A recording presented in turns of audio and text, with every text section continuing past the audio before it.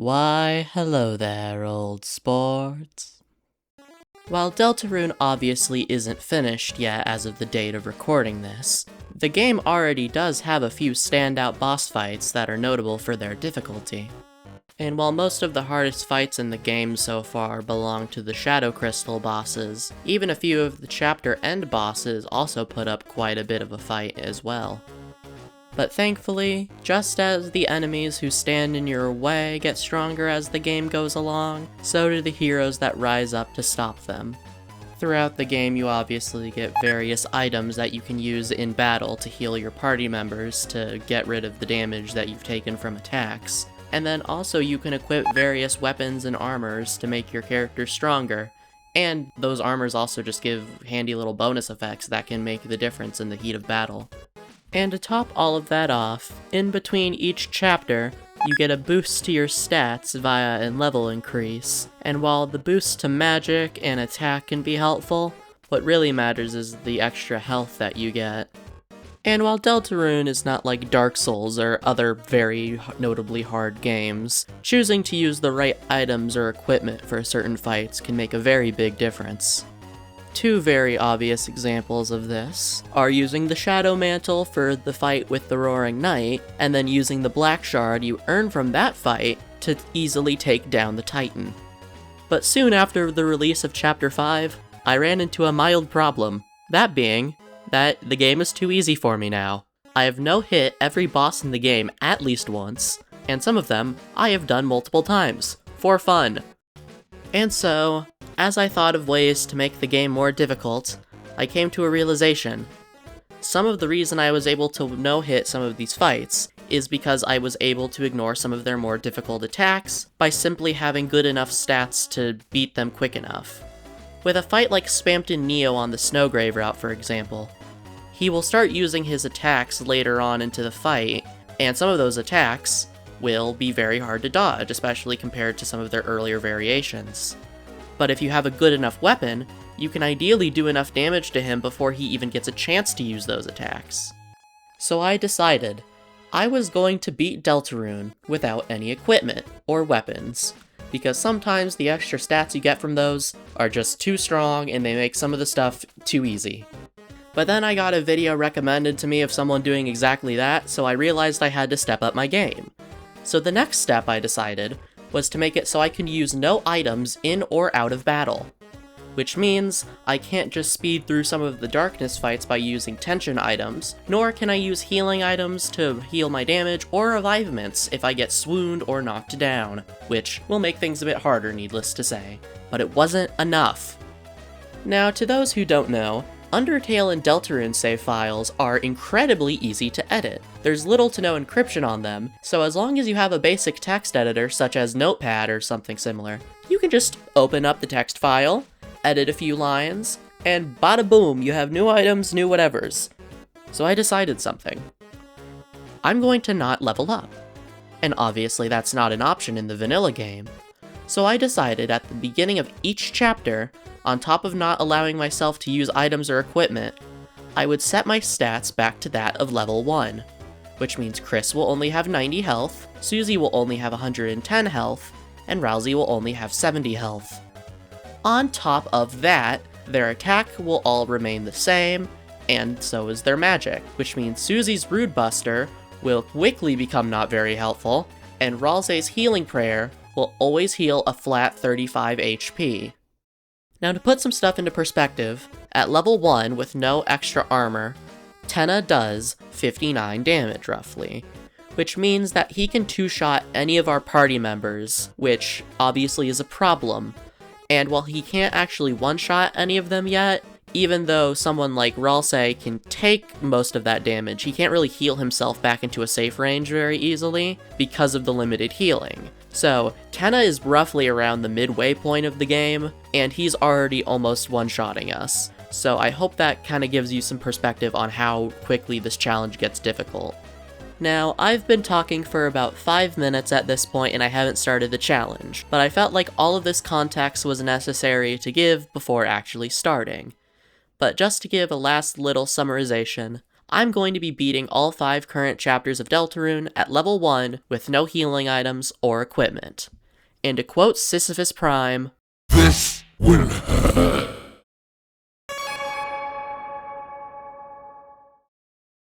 Now, obviously, the first thing you do upon starting any Deltarune save file is to make your vessel and shape its mind as your own.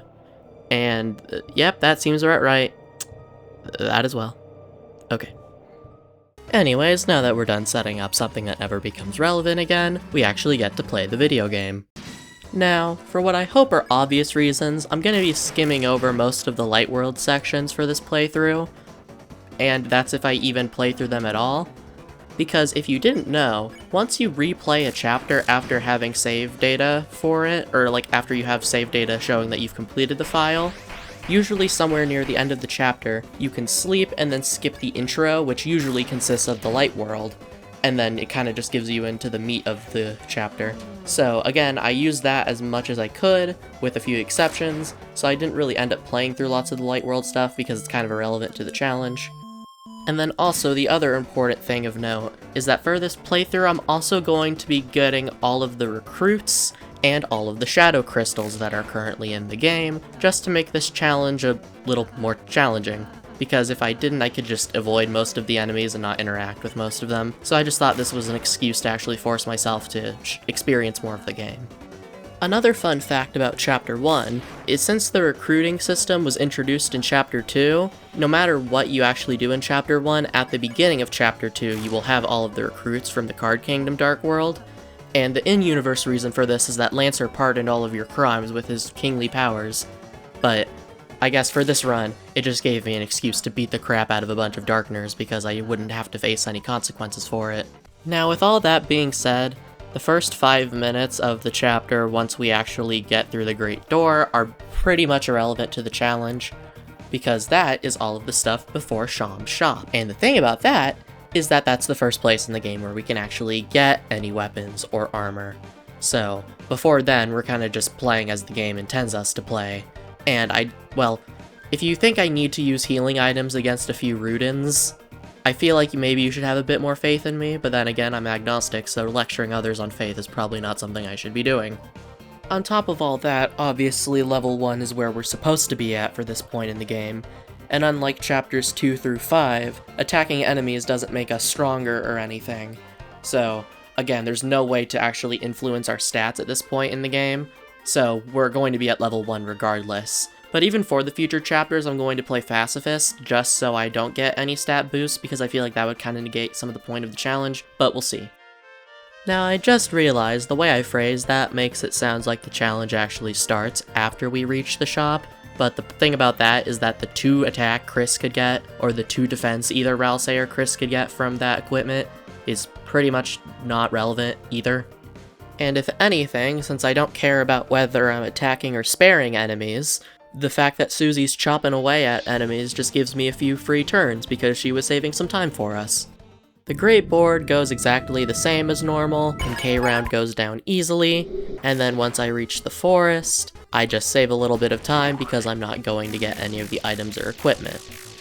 No, the challenge really starts in Card Castle, and specifically, its loneliest prison cell. The battle with Jevil, much like the monologue that follows it, is a dark omen of things to come. Now, back when I said the thing about having 2 defense on your character and 2 attack not mattering that much, I was kind of referring to the basic enemy encounters, especially when it comes to attack. If you have 2 extra attack, that's probably not going to change an encounter from 2 hits taken to knock it out than 3, but in a much longer fight like Jevil's, that's going to end up shaving multiple turns off in the long run.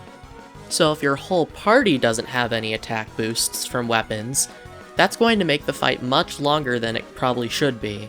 And then, combining that with the fact that you don't have any armor to quell the blows, those hits that you're going to inevitably take more of because the fight's dragging on longer are going to hurt more.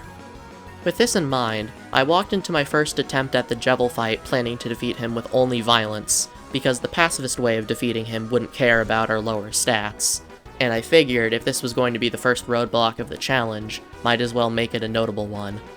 However, funnily enough, I did end up defeating Jevil on my first attempt, but do not be mistaken, that is not because this fight isn't difficult, I'm just very good at this game for some reason. I've had an opinion I've held for a while, and this challenge only cemented it for me, and that's the fact that if you move Jevil into a later chapter, and just gave him some minor stat boosts to keep up with where you should be at that point stat-wise, his attack patterns are complex enough to make him not feel out of place in later chapters. I do think it's kind of funny how easy some of the other bosses are compared to him. Not Shadow Crystal bosses, mind you, but I do think it's funny how much of a pushover King is compared to Jevil.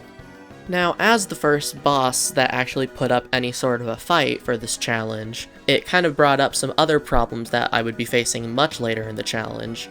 And the main one I want to bring up right now is the fact that if the enemy has an opportunity to either knock down Susie or Chris, or one-shot Ralsei, they will always knock down Ralsei first. And I guess that does make sense because he is the team healer, but that doesn't change how annoying it is.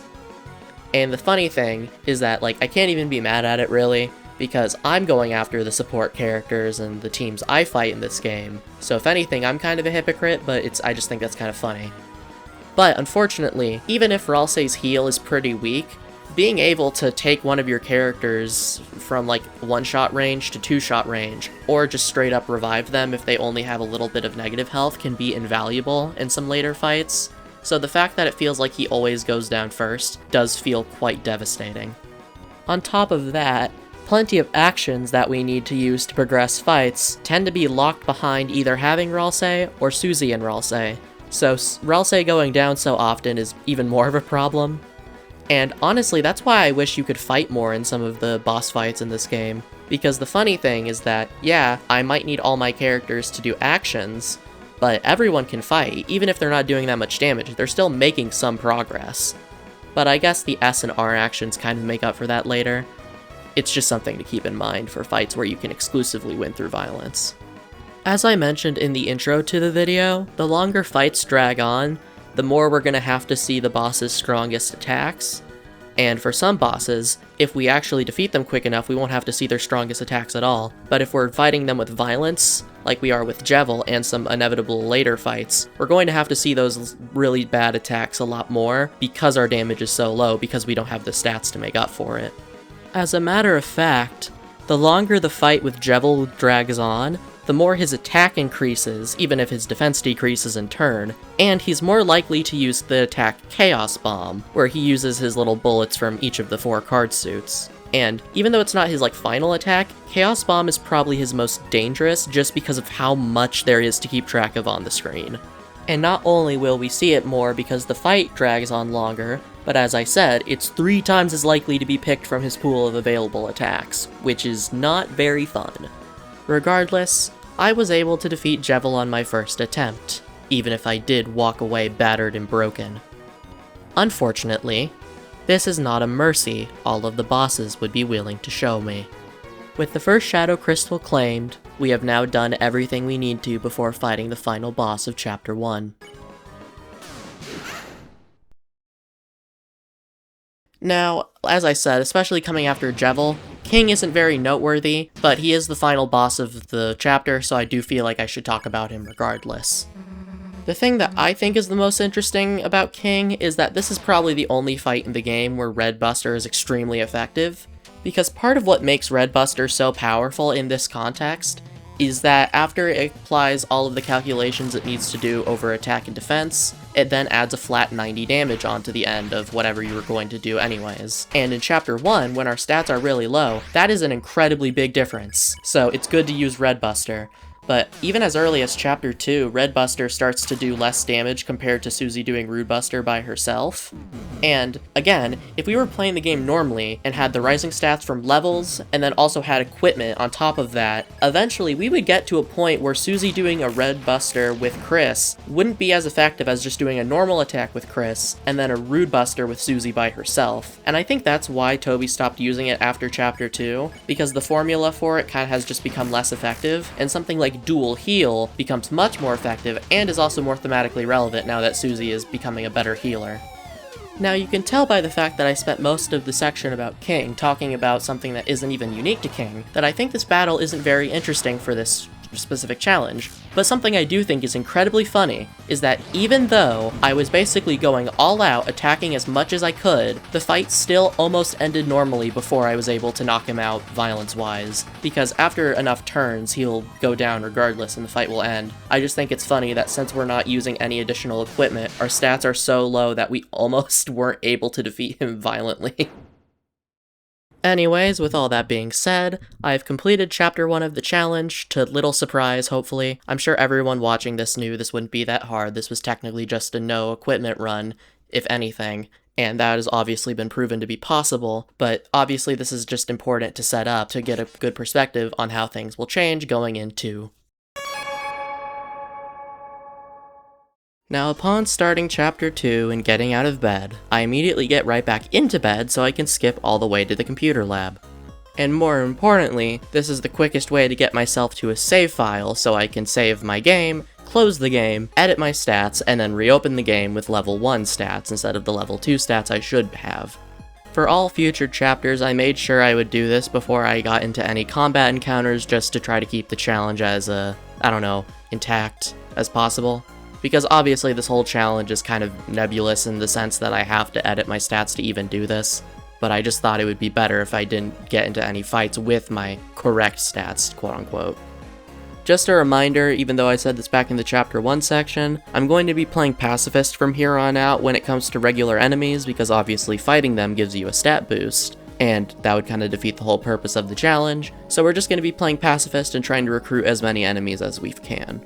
Another thing that carries over from Chapter 1 is that we kind of get through these basic areas quickly, because we're not doing any of the side puzzles to get items or equipment, so we don't really have a reason to stick around. We're kind of just going and fighting enemies until we are able to recruit them, and then just sprinting towards the next area. However, something funny I wanted to draw attention to was that in the arcade minigame with Queen, when you're doing the little practice for the punch-out section later, you can actually dodge all of her attacks by ducking. You don't even have to sidestep at all, you can just down, or you can just press down to duck, and it's actually a pretty wide window to avoid her attacks. It's kind of silly. Now, thankfully, the rest of the cyber field went pretty smoothly, partially because the enemies aren't strong enough to completely power creep us yet, and also partially because the enemies just aren't that difficult in general. If anything, I think I took more damage from the various environmental hazards because I was too impatient to wait for a safe opening, so yeah, the enemies weren't really that much of a problem. Now, obviously, at the end of the cyber field, gating off the next area is the fight with Birdly on the coasters. And going into this fight, I was a bit nervous, because when I went and no-hit all of the bosses in the game a while back, Birdly actually caused me a good bit of trouble, because his attacks are pretty unrelenting, and his attack isn't very low either, so it's not like he's a pushover. However, there still is a big difference between not being able to take as many hits from Birdly because we have lower health and defense stats, compared to not being able to take any hits from Birdly because I'm attempting to be perfect and no-hit the fight. On top of that, compared to the Jevil fight, Birdly's fight is a lot shorter because it's supposed to be more of a mini-boss than anything. So it's not like we're gonna have to weather said attacks for very long, we're able to kind of just brute force through things. Once we reach the Cyber City proper and our gang splits up, it's a pretty easy little waltz over to where we get Noelle to join our party, as there's only one fight in the way, and I was able to end it in 2 turns. And while I momentarily considered doing the weird route in Chapter 2 to get a harder fight with Spamton, my stupid brain also almost immediately remembered that 1, I would be getting stat increases from fighting enemies, 2, I would be losing all of the recruits for Cyber City, and 3, I would be missing out on 2 other boss fights anyway, so it's a dumb idea. Why am I doing that? However, funnily enough, regardless of if you've started the weird route or not, you can use the power of saying the word proceed to skip the first annoying mouse puzzle. Anyways, most of this section wasn't very interesting anyway, because Noelle is already technically at level 2, even if she is at level 1, because her stats are just that good, so it's pretty easy to just push through anything in our way, and her healing magic is really good, so on the off chance we actually do need to heal, it's not really a concern. Now yet again, at the end of the area, blocking progress forward, is Birdly. and unlike with the coasters, this fight was actually pretty nerve-wracking. Mostly because I suck at that one, like, diagonal box attack where he has, like, the tornado circling in on you.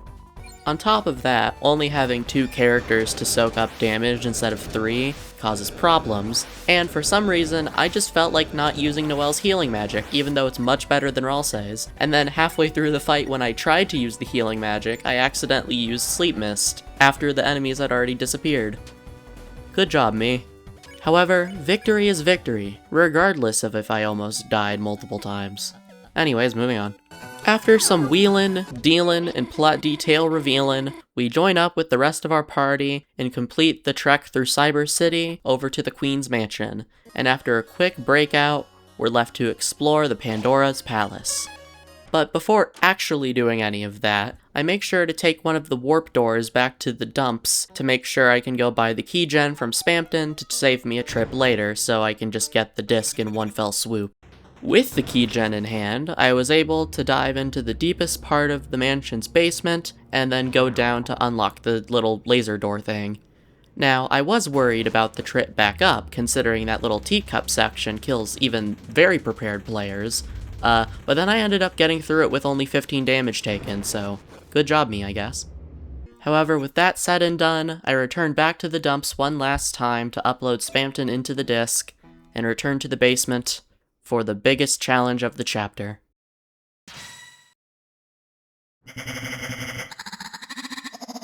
Now, even if Spampton Neo is the greatest challenge of the chapter, that doesn't really mean he's that challenging, all things considered.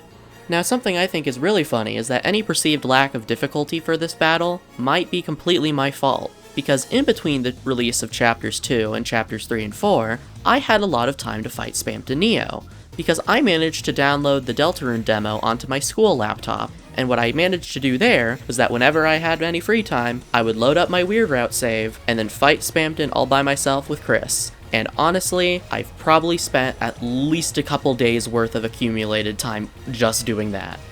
All of that to say, even though I haven't played this battle in months, I managed to beat it on my first try, and only took 3 hits in the process. Now, I do genuinely believe Jevil is much more of a mechanical challenge than Spampton is, but Spampton isn't a pushover either.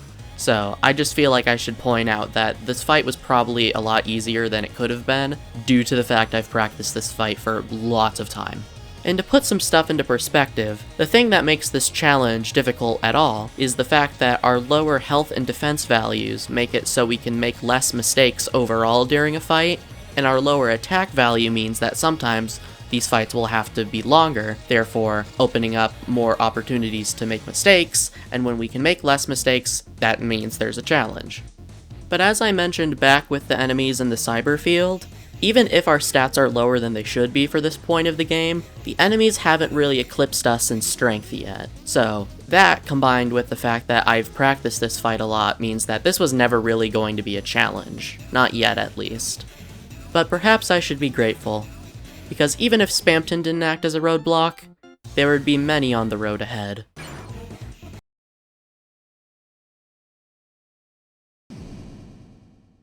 Now, remember how I said Spampton Neo was the hardest challenge of this chapter? Yeah, that was a bold-faced lie, because it was actually this first fight with Queen. And just to be clear, I don't think Queen is a harder fight than Spampton Neo. I was just playing really sloppily for this battle, and I ended up wasting a lot of turns I could have been progressing the fight, because I had to heal, because I wasn't dodging very well, and I was taking a lot of unnecessary damage. Now, besides the usual culprits of not being able to take as many hits due to our lower health and defense, the only real major difference this fight had due to the challenge was that when Queen raises her shield of acid, usually the most optimal thing to do is to just break it down with fighting, or rude busters, all that stuff. But in this case, our attacks are pretty weak, so I just decided to use the toast option instead. Also, to give you a little behind the scenes info on how I made this video, with one glaring exception, I recorded every chapter in one sitting, and with chapters 1 and 2, I only took like a 10-minute break between them, and I hadn't slept in a while, so instead of taking responsibility for my bad gameplay, I'm just going to blame it on being sleep-deprived and tired, so yeah. Regardless, do not worry, for my hubris will eventually be punished harshly and swiftly.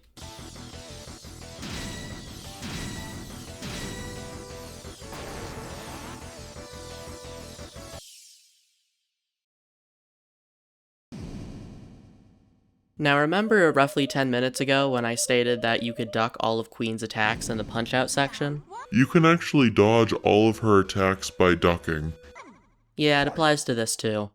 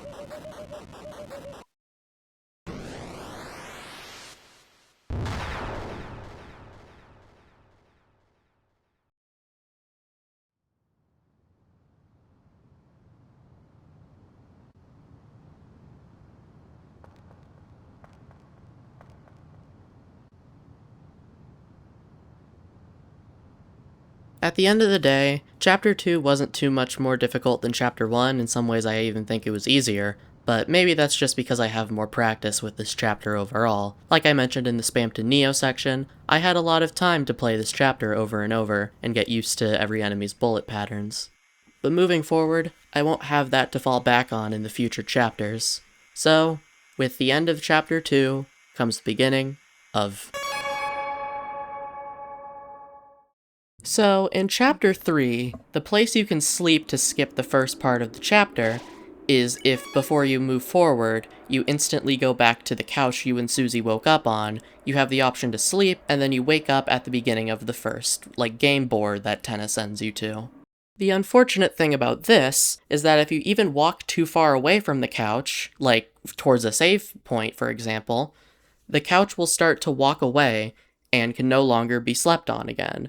So, that means I'm not allowed to skip up to that first board, because I want to be able to change my stats back to level 1, because there's no save points on the first board itself, and there's a few necessary combat encounters that must be completed. So, yeah, that was annoying.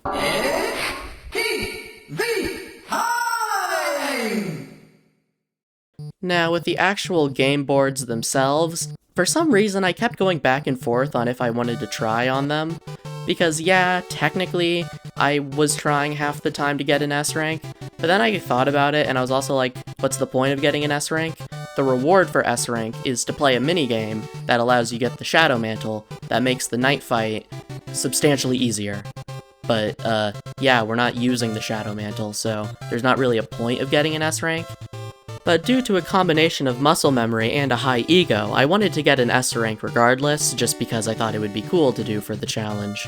But it wasn't my highest priority, and eventually I did kinda give up on trying to perfect the fights.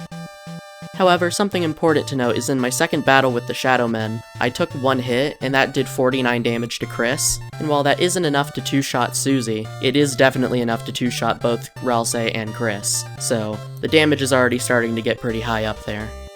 And unfortunately, with my battle against La Niña and El Niña at the hot spring, I ended up taking my first death of the challenge. And while I did manage to beat them on my second try, this is, yeah, I kinda hoped I was gonna get a bit farther than them. And out of all of the people to cause my first defeat, come on man, seriously, La Niña and El Niña? What the hell, man? Now thankfully, after defeating El Niña and La Niña, I didn't really have much else to do on the board, as I had already cleared out all the enemies at that point. Those are really the only things that are affected by this challenge. The rest of the board went by smoothly, and then once we get to the green room, we pretty much go right back to the board because, again, we're not doing the mantle minigame for obvious reasons, and there's not really anything else for us to do anyway, because the only cool stuff in the green room is items or equipment, which again, we cannot use. Now, considering that the game boards take up roughly half the time of Chapter 3, I was a bit worried this chapter would be a bit too uneventful. But then again, Looking over the horizon, I can see something coming, and it's not going to be good.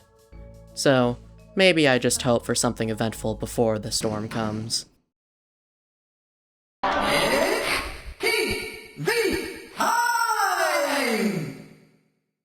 Thankfully for the death count, the first board was much more eventful than the second board, and with the second board I was pretty much just trying to speedrun through the whole thing, which was made a lot harder by the fact that I didn't remember where to go half the time.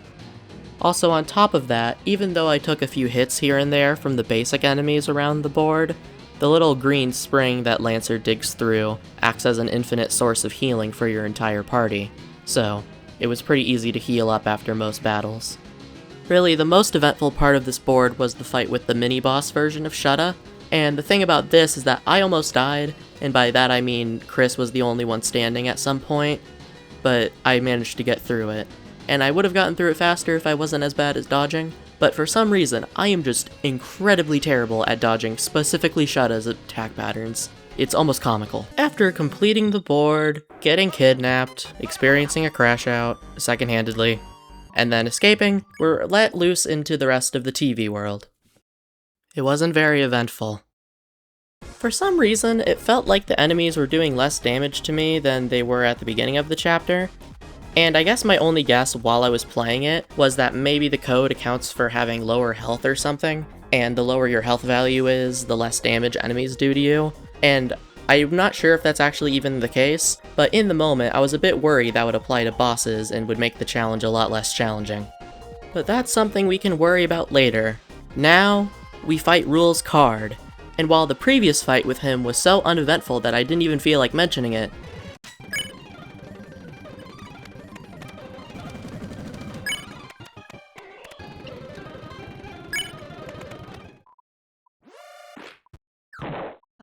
this fight is actually kind of concerning. Due to the effect of the rules card limiting our options greatly, and the fact I was consistently unable to hit the third Lancer Spade, this fight dragged on a bit, and they do damage, it hurts, the bullets hurt. However, since you have such limited options, the bullet patterns aren't that extreme, and your healing opportunities are not plentiful, but they're not like too limited either, it's just right. So, with some good dodging, I was able to get past this battle on my first attempt.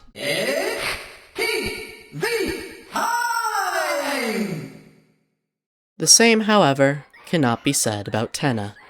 The Niño and El Niña may have taken my first life in this challenge, but Tenna was the first roadblock.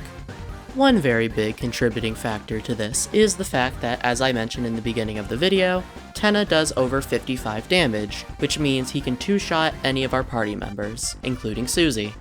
Another problem with this is that Tenna's basic attacks I'm not very good at dodging, and it's really hard to get a lot of points very quickly by only dodging his basic attacks, because you have to graze to get bonus points, and obviously that puts us in danger.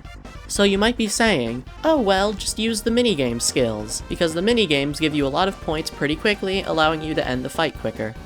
But any mistake I might make during the minigames will deal 50 damage to all of my party members at once. That's not good. I also fell into the time-honored video game tradition of almost beating the boss on your first try, and then proceeding to not do that your next couple of attempts.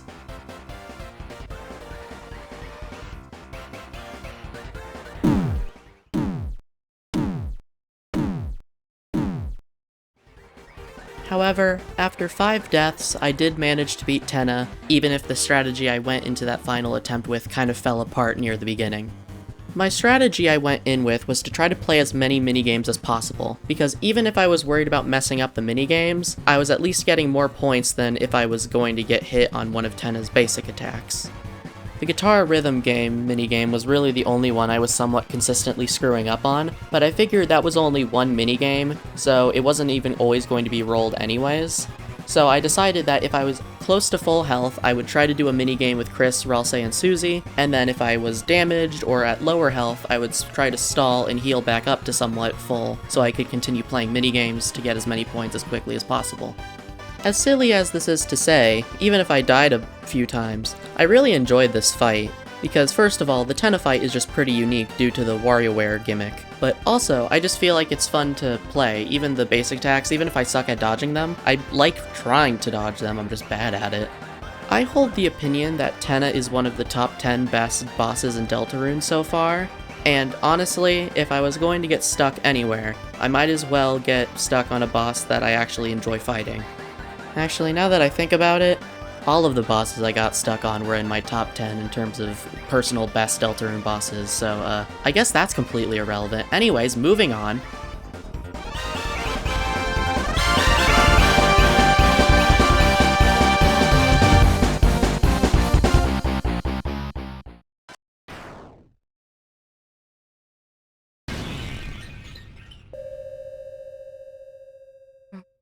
Well, I'm sure we all knew this was coming. Dread it, run from it, oblivion comes all the same. We may have been coasting through this run pretty smoothly up until this point, but now, the Reaper has come to take its due. If I was asked what the biggest hurdle to overcome in this whole challenge run was, it would easily and overwhelmingly be the Roaring Night.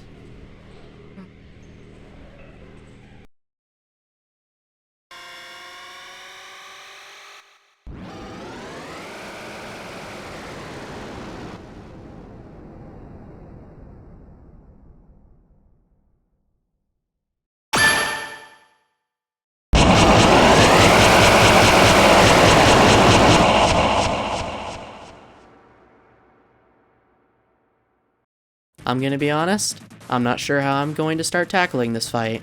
There's a lot to talk about and get through, but I guess like with eating an elephant, you just have to take it one bite at a time. Well, to start out, as I'm sure many of you could assume or predict or all that stuff, this is the first boss battle that includes one-shots. Relevant to this discussion, I'm going to split the knight's attacks into two categories. The first category is the singular one-shot, where a bullet will instantly knock down a party member, but it will only knock down one of them. The second category is one where it will two-shot the party members, but it will do that damage to every party member. So you're either getting one party member instantly downed, or you're taking half the health of the whole party. And just like with Tenna, it takes 2 turns of using Heal Prayer to undo the damage done by one attack, if that attack doesn't just straight up kill us. And of course, the knight has the ability to swoon party members. So, excluding Chris, whenever Susie or Ralsei go down, their negative health is set to 999, and that negative health doesn't decay. So, they're pretty much out for the rest of the battle. I guess technically if I stalled long enough, I could heal them with Ralsei, or if like Susie went down, I could heal her with Ralsei, and eventually get her back up, but that never happened throughout these like 4 hours I spent trying to fight this boss. Now, while I have no-hit this fight multiple times, I am far from being able to do it consistently. And that's with optimal equipment or maybe not optimal, but at least having equipment and the level that I'm supposed to be at for this fight. And while our lower health and defense is irrelevant to a no-hit challenge, our attack stat is far from irrelevant for this, because the thing is, the faster you do more damage to the knight, the less attacks it gets the chance to use. And if you have enough attack damage, you can ideally skip a few of its attacks altogether. For this fight in the TV world, the Roaring Night has 4 phases. The first 3 phases require nothing but survival, but the 4th phase is only reached once you do enough damage to the knight. After 5 attacks in the first phase, the Roaring Night will enter its second phase, where its attacks become slightly more complex. After 5 more turns, the knight enters phase 3, where its attacks will become even more complex. And then, as I said, phase 4 is only activated once the knight reaches 80% of its max HP. And then from there, you only have to survive about 4 or 3 more turns before the fight ends. Every time I have defeated the Roaring Night no-hit, I managed to do it by completely avoiding phase 3 by doing enough damage to get it into phase 4 before it can use any of its phase 3 attacks. Now, the phase 3 attacks are brutal by themselves, but once the Roaring Night exhausts all of its phase 3 attacks, it repeats them until you enter phase 4. And the thing about that is that these attacks are its most strongest attacks, obviously. So, having to do them over and over is ideally not something you want to do. On top of all that, the knight has built-in damage resistance. You start out the fight doing only 20% of your normal damage. This increases 1% each turn up to a maximum of 35%, so you're not even doing half the damage you should be. And that's for Ralsei and Susie. Chris is basically throwing the whole fight, and only starts doing reasonable amounts of damage once both Ralsei and Susie have been swooned. And then also, Rude Buster also gets cut in half, practically. The formula is a bit more complex than that, but I guess my point is that Rude Buster is doing far from optimal damage as well. With all that being said, this fight is brutal. It's also an endurance gauntlet, because obviously we're not able to skip Phase 3, and it's not just like a normal fight where you might have to just do the Phase 3 attacks once or twice, but we're going to have to do them a couple times. Now, while most of the Phase 3 attacks are ultimately reasonable to do, or at least reasonable to learn, they are just kind of faster versions of the previous attacks, or slightly more complex version of the previous attacks. There is one exception, and that is what I'm going to call the Tempest attack, which is basically just there's a little blurb of dialogue before the attack that just says suddenly a Tempest. And for those of you who know what I'm talking about, I'm sure you know why this scares me, but for those who don't, the knight has an attack where it will cut the box in half. For Phase 2, they can do this both horizontally and vertically, but for the third version of this attack in Phase 3, they can also do it diagonally. And if you've fought the knight, you know how almost RNG-based the projectiles are there.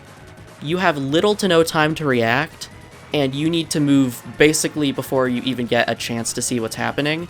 So, at least for me, and at least the way I'm dodging it, it's pretty much RNG-based. I'm sure there's a better way to dodge it, but at least when I was fighting this fight, I didn't know a better way, so this attack was very painful. However, the Roaring Knight won't beat itself, so I sat down and prepared to grind away at this fight until I was ultimately victorious.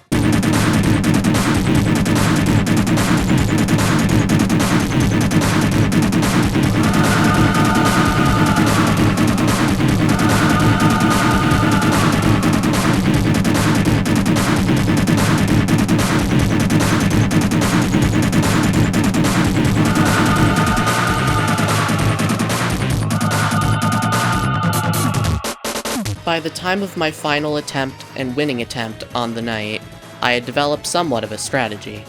And the main aspect of this strategy was to spend most of Chris and Ralsei's turns defending. Because even if the 20 damage Ralsei does is incredibly helpful, our highest priority needs to be spamming Rude Buster every turn. Now, unfortunately, with how brutal this fight becomes near the end, most of the time, if I didn't have all three characters standing by the time I entered Phase 3, the attempt was pretty much forfeit, and I was only continuing just to get practice on the attacks. Because, first of all, we don't have Ralsei and Chris to guard at once to generate more TP, and Chris doesn't do that much damage even though they get a pretty big boost once one of the other two go down. It's usually just we're not able to outlast the knight at that point. Thankfully on this attempt, I not only cleared Phase 1 without getting hit, but Phase 2 as well, even if by the start of Phase 3 the first Tempest attack took out Ralsei.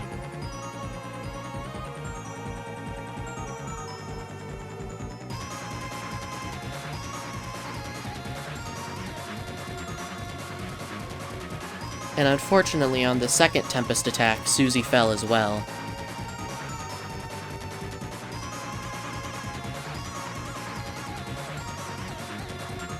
But by that point, she had already done enough damage to where the 50 damage Chris was doing every turn might bring us to victory. And indeed it did. Well, needless to say, that didn't go as well as it probably could have. But I got past it in the end, and ultimately, that's what matters. The challenge continues, and we can move on to Chapter 4. However, just because we got past the hardest part of the run, doesn't mean the rest of it's going to be easy.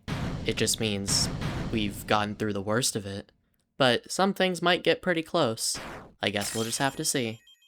And by we, I mean you, because I already know what happens. I played the video game already. This is being written after I recorded everything.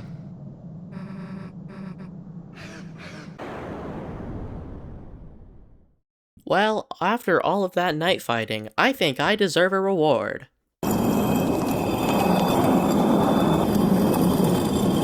Subscribe, please. Do it, or you will never see your family again.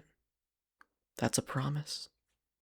For legal reasons, that is in fact not a promise and is actually a lighthearted joke. I don't know, man. I'd put a lot of effort into this video. Just subscribe, please. Justify my existence. Anyways, back to the video. Immediately getting off to a bad start, I die to literally the first battle in Chapter 4, because, I don't know, I'm just bad apparently. Yeah, I'm gonna be honest, a lot of the Chapter 4 and 5 enemies, I never had to really learn their bullet patterns, or at least perfect their bullet patterns, because, you know, the whole stat creeping them thing. And then usually whenever I try to do anything no-hit related in this game, it's usually solely focused on bosses, so yeah, it kind of makes sense that I suck at the basic enemies now that I think about it. But if you'd like to see a run where I do something where I do no-hit the whole game, comment down below or whatever, I don't know. Anyways, after that, we meet the old man, and then have little trouble making it back to his study.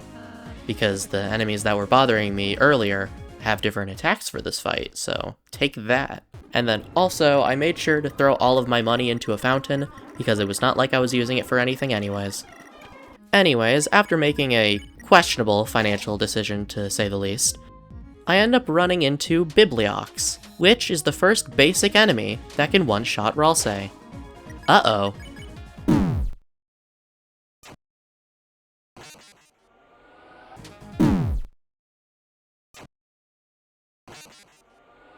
Anyways, after taking 2 deaths that were completely unnecessary to basic enemies, I managed to get the piano solution and enter the Dark Zone, where I can then fight Jackenstein. Now, Jackenstein is the first darkness battle of this run, out of all whopping 4 of them. But honestly, these battles are where the no items rule kinda comes into play, or at least where it's most problematic. Because obviously we want to use the limited TP we're getting to end the fight, so we don't want to waste turns healing with Ralsei, especially when it might take multiple turns to get that TP back. So to make a long story short, every attack we take in this fight is going to last until the end of said fight, and that can cause problems. Adding on to that, I'm extremely impatient with this fight specifically and want to just sprint through the mazes, but that ends up getting me hit a couple times, and I actually end up losing 3 times to this fight. But I do come back with a better strategy.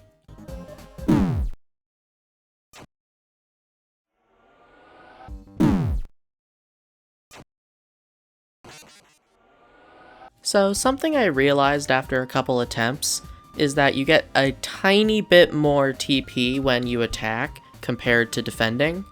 So if I attack every turn and make sure to grab every bit of treasure in the mazes, I can actually build up a bit more TP than I should, or than I guess if I would if I was just playing pacifist and defending. Obviously, using tension items will always be the fastest way to defeat one of the darkness battles, but I mean, since we can't use any items, this is a pretty good alternative. I also made sure to use the power of not being impatient and took the mazes slowly so I wouldn't take any damage, and to make sure, as I said, I could grab all the treasure, maximizing my TP gain. Overall, I actually beat the fight so quickly I managed to skip 4 of Jackenstein's mazes, so good job me, I guess.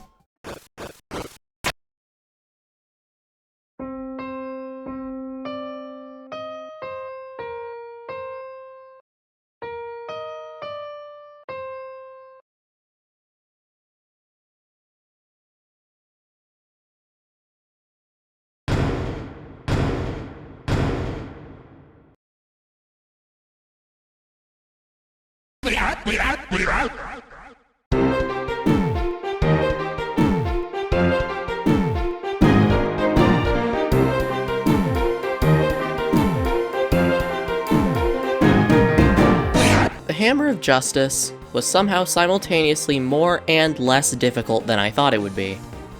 First of all, even though Gerson does less damage to you the lower your health is, this actually can only be minimized down to a base damage of 12, and due to the fact that Susie at level 1 with no equipment has 2 defense, this means that at the very least he will be doing 10 damage.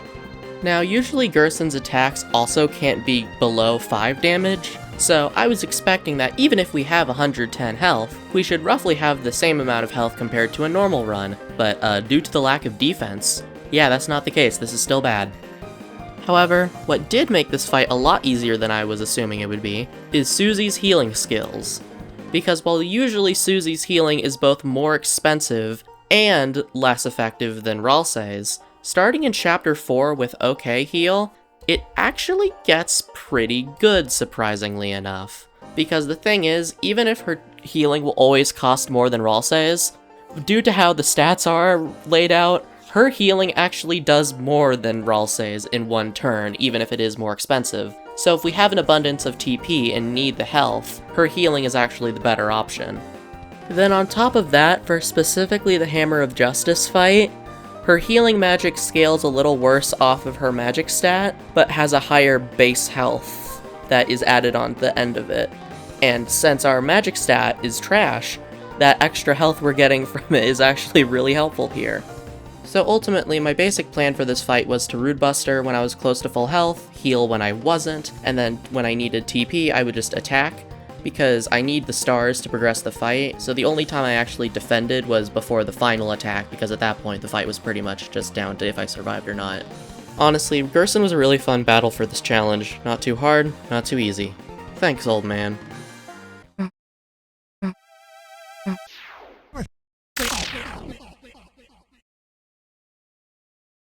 Anyways, after gaining some piece of trash axe we won't use, and more importantly a shadow crystal, we get through the rest of the first Dark Sanctuary pretty quickly. Also, for pure transparency, after the Hammer of Justice fight, Susie gets a 4-point boost to her magic stat for the rest of the chapter, and while that is kind of going against the whole idea of not raising our stats at all, I felt like doing that and also making sure to fight Gerson was more important than skipping out on Gerson just so I wouldn't have an arbitrary stat boost for, like, the rest of the chapter, because it goes away in Chapter 5, so I just wanted to be transparent. Also, I did want to point out the fact that due to the magic boost and the fact that Susie's skill changes from OK Heal to Better Heal, that her skill is now in fact better than Ralsei's. I guess the name is true for once. Thankfully, most of the second Sanctuary also went as smoothly as the first one, up until a certain point. Now, up until this point, recklessly editing my save file and the stats therein had no overall consequences to the run. Other than the intended ones, I mean. And I guess what I'm trying to get across is that up until this point, there were no glitches. I ran into a glitch. I have no idea why, but during the second phase of the Sound of Justice fight, where Chris joins and then you have to survive together as Chris and Susie, if Chris ever went down and Susie was still alive, the game just soft-locked. Don't know why. It would just, like, the turn wouldn't end. And I would just be standing there, swinging around my shield, just waiting for arrows that would never come.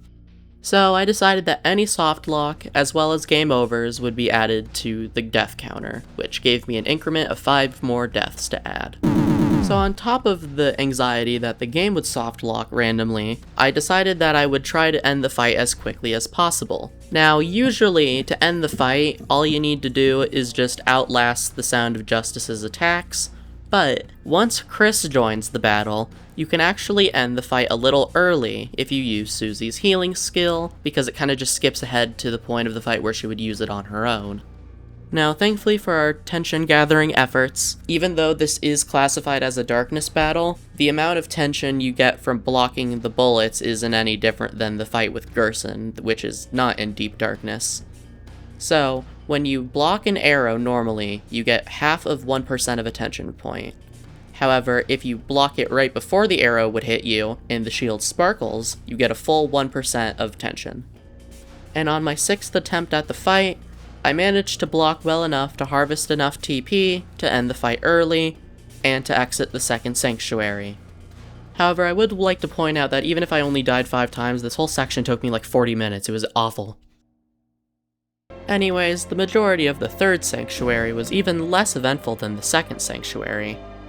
I was a little worried when I got to the final sword hallway, because I wasn't sure if the code actually made it so you only took a percentage of your maximum health, or if it did a set amount of damage that they calculated would be a percent of your maximum health.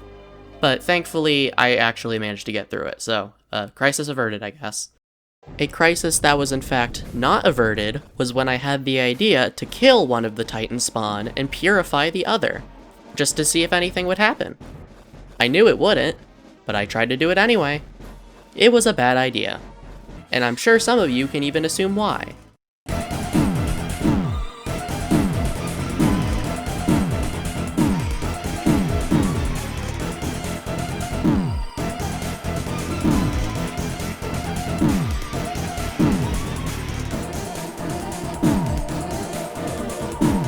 Mistakes were made. Anyways, after realizing my stupid error, I went back and finally defeated the Titan spawn, leaving the road ahead open for me to fight the Titan. And there's gonna be at least 2 more death montages in the future of this video, so I decided I might as well just cut a third one out, and I'm gonna show you all of my Titan deaths all at once. There was about 20 of them. Now, to get to the actual fight with the Titan, my strategy for Jackenstein, which I kind of tried to loosely adapt and then carry into this fight, ended up backfiring on me tremendously. Because with Jackenstein, even if we actually had to get TP to unleash 3 times, by the time we unleashed 3 times, the fight was over. But for some reason, I didn't carry that part of my strategy into the fight with the Titan, because I thought that after 3 unleashes, then I would just have to do the rest of the damage myself, and I kind of forgot that once you unleash the 3rd time, the shield doesn't come back up, and the Titan's defenses start dropping drastically turn by turn. So in the end, I kept just attacking the Titan with normal basic attacks while the shield was up, which is already not very effective when you have good equipment and stats, let alone not doing that.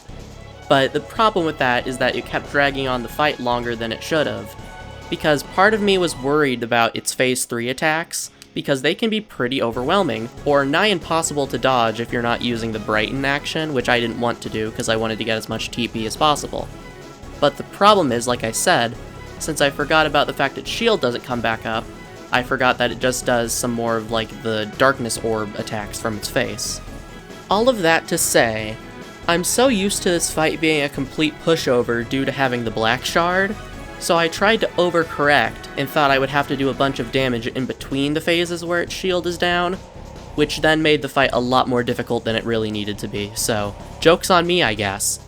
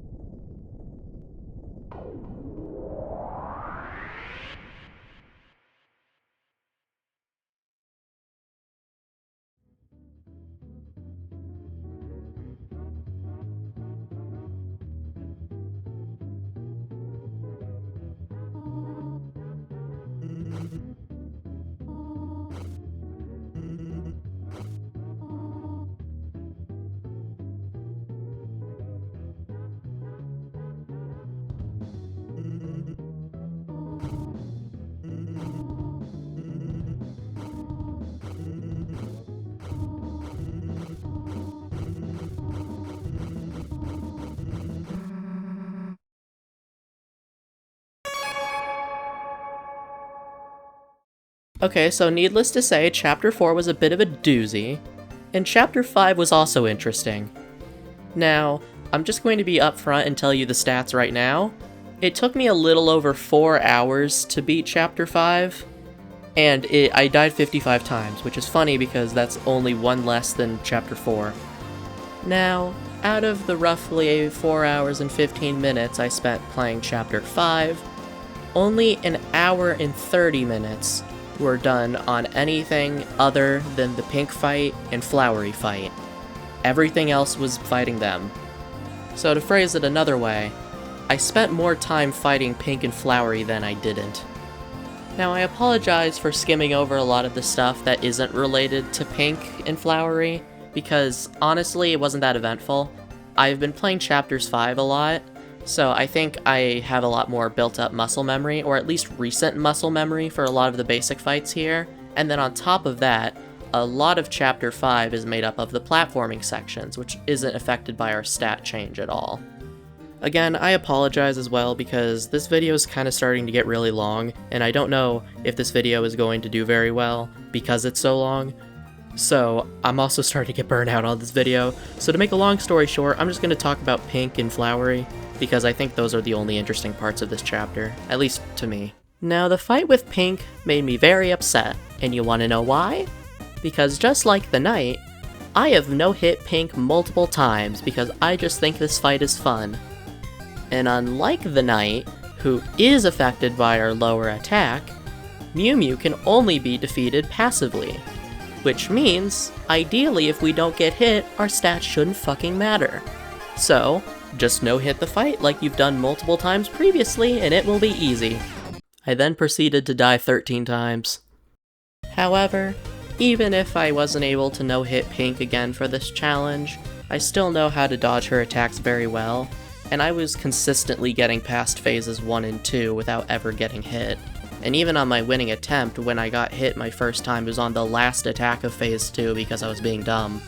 To draw another comparison to the Knight fight, Pink has very hard-hitting attacks which will one-shot down any party member, as well as attacks that hit all of the party and can two-shot them. But the funny thing is that the Knight, their base damage on their attacks did around like over 200 damage, which even with the 33% that's taken off from using the defend action, is still much more than any character we have can take. But with Pink, if you defend her attacks, Chris can actually live one of the bullets, so that's good to know. Technically, the big cat bombs also do enough damage to one-tap our entire party at once, but those bigger bombs are so well telegraphed that it's basically impossible to get hit by them if you're paying attention. Speaking of bombs, I wouldn't blame you if you were to assume that her normal bomb attacks were a big problem. But they really weren't, because like I said, I've had a lot of time to play Chapter 5, and then on top of that, Chapter 5 is so recent that muscle memory hasn't really faded yet, and since I have no-hit Pink multiple times, I am very good at dodging those bombs. I am not, like, the level of skill I have in dodging those bombs is not healthy or reasonable for a single person to have. On my final attempt, I managed to beat Pink in only 3 hits, or I mean, I only took 3 hits myself. And the thing is, like I keep saying, just because I didn't no-hit this fight doesn't mean that the strategies for no-hitting aren't still applicable and very helpful. Overall, Pink is a really fun fight, even if the amount of times you're allowed to make a mistake are vastly diminished in a challenge like this. But unfortunately, I don't really think I could have enjoyed that in the moment, because the thing was, not only had I been playing the whole game like this, like back-to-back with like barely an hour between the chapters, but also, I have been playing Deltarune so much since Chapter 5 came out, and even before Chapter 5 came out, because I played the game like 3 or 4 times to prepare. So, I think maybe I was just getting a little burnt out at this point. And at least with the Flowery fight that's coming up in a few moments, I was kind of at that moment of like, this is the last thing I have to do. But when you're doing something that's completely optional, you're kind of like, do I really want to be doing this? But since this is the last Shadow Crystal boss and I went out of my way to get the other 4, I figured I had to stick it through. Anyways, I don't want to sound like I'm complaining, or like that I feel like, oh boo-hoo, my job is so hard, because obviously I'm in a very privileged position to be able to do this, but I guess I just wanted to say maybe in the moment I wasn't really having fun with this fight, so I wanted to say that in hindsight it was enjoyable.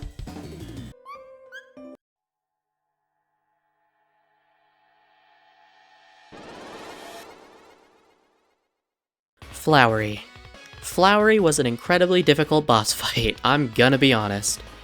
While his attacks on his own are manageable, once the other flowers start joining in, that's when things really start becoming problematic. Flowery is stronger when he has his friends by his side, how fitting. Thankfully, the fight does take pity on you. After 6 losses, you begin to gain more TP from dashing into bullets, as well as taking slightly less damage from said bullets if they hit you. My main strategy for this fight, funnily enough, was to just lose over and over until I started getting all the buffs, and then from there, I just focused on trying to build as much TP as I could at the start, and then just use the more expensive option that Chris can do alone while using the R and S actions with the other 2 party members to build up additional TP. Because the thing is, you want to have to go through the least amount of attacks possible. the 33 defense, or the 33% defense you get from using the defend action isn't worth it, especially when it gives you less TP. Also, once the other colored flowers start joining Flowery, you want to make sure to spend the least amount of turns dealing with those combo attacks as possible, because they will get overwhelming. Ideally, you only want to have to deal with 2 turns from each duo of flowers. Also, once you get near the end of the fight, or I don't know why I'm giving advice, no one else is going to do this, before you get rid of Raw Save through using the Justice action while blue and yellow are present, you want to make sure Susie and Chris have pretty high HP, because the following attack after you use the Justice action, that's brutal, and you don't want to have to deal with many turns after that, so hopefully you can just weather that storm and then continue with the fight. Another thing that is necessary to get used to if you want to not die is to make sure you're good at like the quick burst dashes, because if you hold the thing down for too long, sometimes those like more narrow windows will become impossible to get through safely. So it's kind of something you just need to get practice with and get kind of a feeling for. It's hard to explain verbally. But overall, as I said with Pink, I actually had a lot of fun with this fight, even if it was very infuriating at times. And maybe that part of that was because I knew the challenge was almost over and this was the last hurdle I had to cross. But maybe it's also just a fun fight. Honestly, I think Flowery is probably the second best boss in the whole game, but that's just my opinion, I guess. And one more for the fans! So, originally, I planned to have this whole musical section at the end of the video to end off the challenge, where I would sing the second verse of Flower Man. I practiced a lot, I even tried to do some vocal training again, and I just thought it would be a fun way to end the challenge all triumphant and such. However, it turns out the YouTube copyright system had other plans, and while usually I would make a joke at my own expense about how I was getting struck down for the sin of hubris, this one isn't on me. Fuck you, Materia. Go fuck yourself. And while I could almost accept if I was like singing too close to the original vocalist or something, I could understand why that would get caught, Flower Man isn't a song with spoken lyrics. So I am quite literally adding something to this, which is fair use. Fuck you. Because apparently it's transformative if I'm just talking over the audio and rambling. But no, if I'm singing with the song, then that's a problem. Like, I know this has been a problem for a while, and I'm not special or anything. But like, I thought this has been solved like 3 or 4 times. What the actual hell? Anyways, in the end, it turned out the real boss of this challenge wasn't actually anything in the video game, but in fact, outdated and stupid copyright law.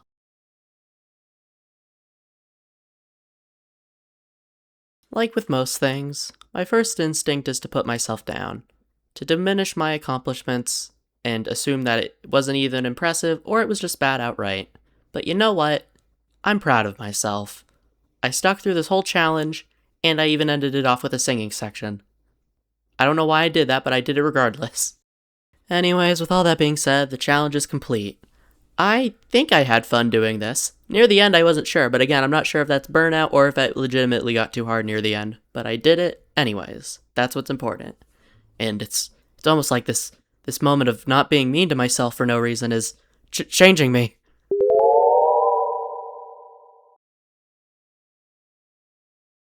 I am now not pixelated. Or, I mean, technically I am pixelated, it was just before the pixels were really big, so it was harder to tell. Yeah, no, anyway, I made a new profile picture, and I don't care if you like it or not, I'm proud of this one, so I'm keeping it. It might take me a bit to switch every profile I have over to this profile picture, but that is the intention. I will do it eventually, it just may take a bit. Anyways, I would like to thank you all for watching this video. I spent a lot of time on it, so I really hope this video does somewhat decent. That would really mean a lot to me. Please consider commenting, sharing, subscribing, all that good stuff. And then also I just wanted to say I turned on channel memberships again. I don't know exactly what the perks should be, but if you have any ideas, please tell me in the comments so I can do that. Anyways, I've done a lot. I'm really tired on working on this video, so I'm just gonna say thank you again for watching. I hope you have a good day. I think I'm gonna be doing some Hollow Knight stuff next. I might do a no-hit Deltarune challenge if people want to see that. But other than all that, I'm done for today. I'm gonna post this video and then take a nap. Q666 Kill Chop Deluxe. Goodbye.